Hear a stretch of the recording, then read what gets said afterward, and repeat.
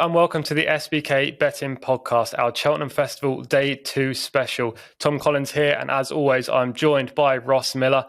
7 races down. Cheltenham Festival Tuesday is in the history books, but there's 21 races to go, and no matter whether you're up, down, or you broke even on day 1, plenty more chance to get back into the green and win some money while enjoying the action.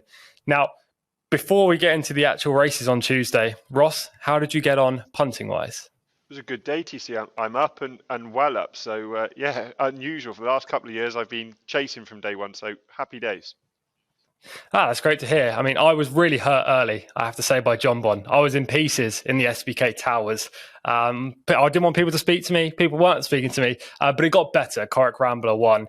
And then we had a couple more winners later on the day as well. So I broke even. Not as good as you, Ross, but still not a bad situation. And I hope all you guys at home have also had a similarly good Tuesday. Let's talk about the superstar then, shall we? Constitution Hill. What a performance in the Champion Hurdle. I didn't think he was going to win that impressively. I thought he was going to win. We both did. But he blew my socks off. What did you make of it? I mean, this sport, like you, I love sport, all sport. Put any sport on and I'm there and I'm watching, I get engaged. But this is just different level, isn't it? It just gets to places that other sports don't get to. He was just unreal, and he got an unreal ride.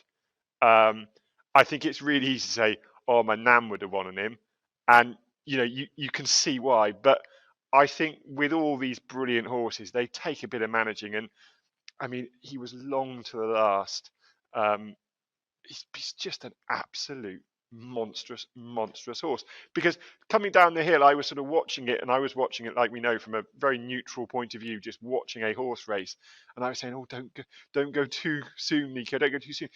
He could have gone whenever he liked. He could have kicked him in the belly out the start, and it wouldn't have made any difference, because you could see Paul Townend smuggling away, and then all of a sudden, like he does, he kicks into, well, I want to say he kicks into overdrive, but I don't think it is overdrive.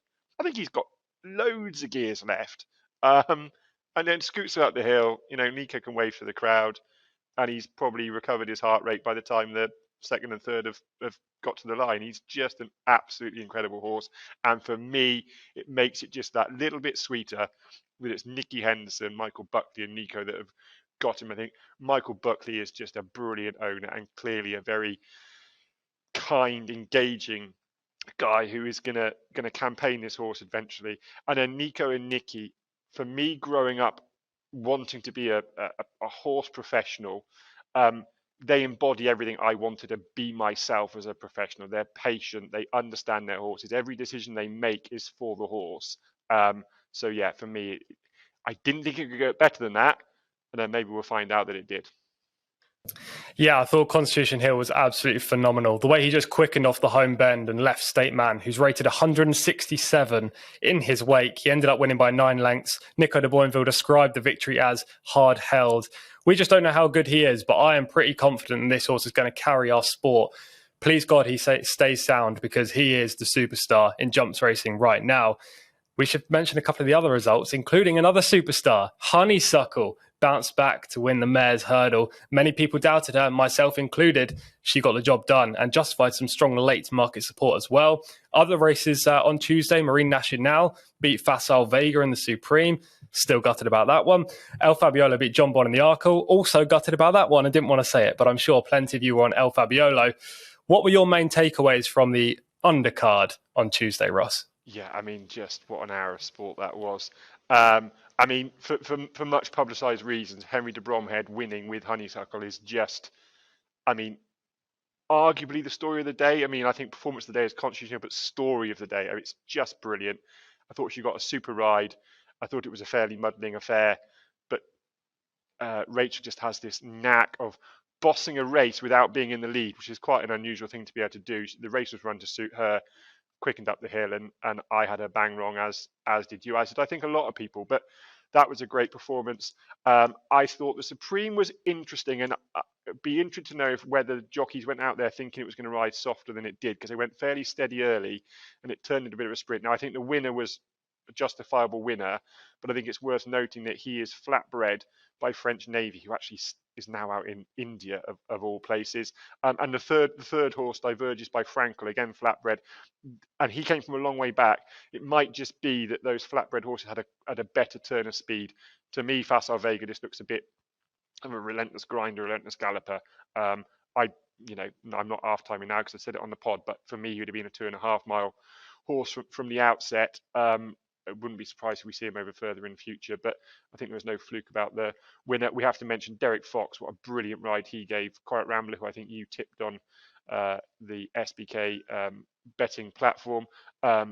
To do that 2 years in a row on a horse as mad as him is outstanding piece of riding. He's not the most stylish, but that was super. And then Mike O'Sullivan winning a second race shortly after winning his first is again another brilliant story and a brilliant piece of riding. So yeah, I mean, and it's only day one. If it's going to get better than this, I don't quite know how I'm going to cope. Yeah, it's fantastic. As you touched on there, Mikey O'Sullivan was on Jazzy Matty in the Boodles. I didn't actually tip this horse. I was gutted that I didn't end up putting him in my betting.get.SBK column because I did a statistic piece a couple of weeks ago, actually a week in fact, and Gordon Elliott's last two winners on the opening day of the Cheltenham Festival both came in the Boodles and both at massive prices. So the pointers were there for Jazzy Matty. Honeysuckle, I thought, was excellent. Facile Vega, I saw some knockers as well for Paul Townend, potentially going for home too soon. I disagree with that. I think, one, the horse carried him into the position. He really didn't have much of a choice. And two, as you've touched on, stamina is his forte, and he was against quicker horses, so he kind of had to go. He wasn't going to back run them. Right, let's get on to Wednesday's racing, shall we? Firstly, before we touch on the featured race, the ground on Tuesday, it was described as soft. The time figures, according to Simon Rollins on Twitter, were erring on the side of good to soft rather than, soft side of soft, if that's a thing. So maybe it wasn't as bad as feared. There's also not much weather forecast between now and the morning. There was a little bit of rain at the time of recording this podcast at 6 p.m. on Tuesday that was forecast, but not too much, only for about half an hour. And then it's set to start again at 10 a.m. tomorrow. Maybe the ground will be okay in the morning. I don't think it'll be too soft, but there should be some ease as we go through tomorrow's card on Wednesday. The featured race is the Queen Mother Champion Chase, and it's a rematch of January's Clarence House Chase, which was rescheduled and run at Cheltenham. Editeur de Gite won that day. Edwardstone was second. Energumene was third. And they face off again in this race, the Champion Chase on Wednesday. Who do you like, Ross?